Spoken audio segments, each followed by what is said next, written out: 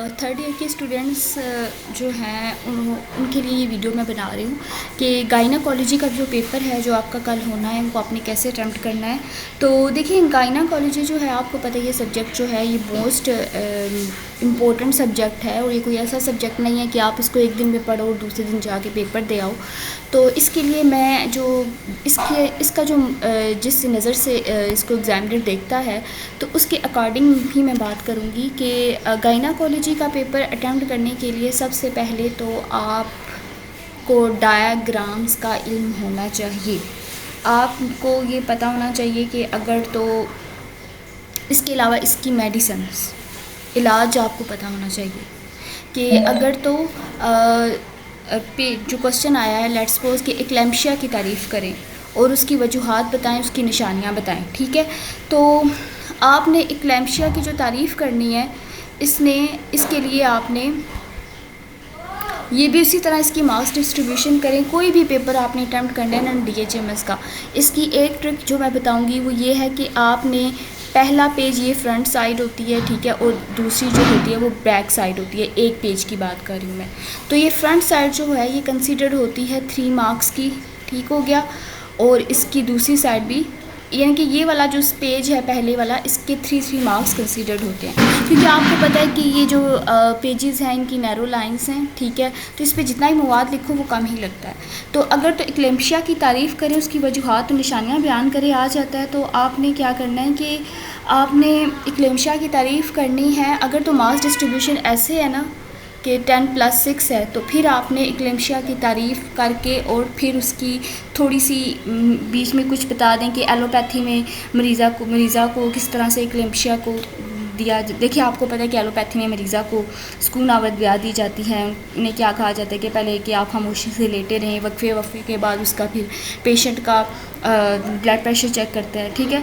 फिर पहले आपने तारीफ़ लिखनी है, इसकी अलामात थोड़ी सी बीच में आ जाएँ कि होता क्या है बेसिकली, कब एक्लेम्पशिया का दौरा पड़े तो क्या क्या करना चाहिए, ये चीज़ें लिख के ना थोड़ी सी कुछ डिटेल जो है ना वो आप लिख के ना इसको 1.5 पेज का कर लें। अगर नहीं होता तो 1 पेज और ऊपर वाली 3-4 लाइनें कर लें अगले पेज की, ठीक है। तो ये इनफ है। इसके अलावा गायनाकोलॉजी के पेपर में लेंथ मैटर नहीं करती है। इसमें जो चीज़ मैटर करती है वो आपके कॉन्सेप्ट मैटर करते हैं, और दूसरी चीज़ कि आपने कोई भी क्वेश्चन हो उसके साथ आपने होम्योपैथी की मेडिसिन ज़रूर लिखनी है। आपको पता होना चाहिए कि एक्लेम्पशिया की जो वजूहात है ना, निशानियां हैं, इसके ये तो हमने लिख दी, लेकिन इसके साथ होम्योपैथिक मेडिसिन कौन सी हैं तो ये आपने ज़रूर याद करनी है, ठीक है। और इसका इतना कोई है नहीं है जिसमें हम कह सकें।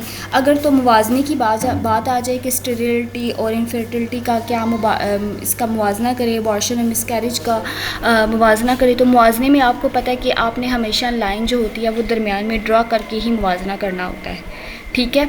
तो वो मैं आपको तरीका बता देती हूँ। जैसे कि अगर आ जाता है क्वेश्चन कि आपने ना अबॉर्शन का मुवाजना करना है किसके साथ, मिसकैरेज के साथ, तो इसमें पहले तो आपने इसकी डेफिनेशन लिखनी होती है कि अबॉर्शन क्या होता है और मिसकैरेज क्या होती है, ठीक है। तो एक लाइन में आपने इसको डिफ़ाइन कर देना। अगर मिसकैरेज का जो है वो थोड़ा ज़्यादा लंबा हो गया है और ये जो है अबॉर्शन की डेफिनेशन यहाँ तक कंप्लीट हो गया, तो ये 3-4 लाइनें आपने छोड़ देनी हैं, ठीक है। फिर अगला जो आप दूसरा स्टार्ट करेंगे वो दोनों एक सेट में आनी चाहिए। तो इस तरह से अबॉर्शन का लिखना है और 4 पॉइंट भी इनफ होते हैं, ठीक है। ये आपको मिल जाते हैं इसके मार्क्स, क्योंकि इसमें ज़्यादा इतनी डिटेल कोई नहीं होती है। मुवाजना करने के बाद नीचे बेशक नोट के तौर पे ना आप इसके लिख दें कि थोड़ा सा कानूनी अबॉर्शन के बारे में लिख दें कि कौन सा जायज़ है कौन सा नहीं, और मिसकैरेज जो है इसकी थोड़ी सी वजूहात वगैरह लिख दें, ठीक है। या फिर आप इसको पॉइंट में ही लिख दें, मतलब कि 5-6 पॉइंट्स जो हैं वो इनफ हैं। या फिर 8 पॉइंट्स बहुत ही ज़्यादा हद हो गई है ना, तो 8 पॉइंट लिख दें। 8 पॉइंट्स मोर देन इनफ है इनके मुवाजने के लिए, ठीक हो गया।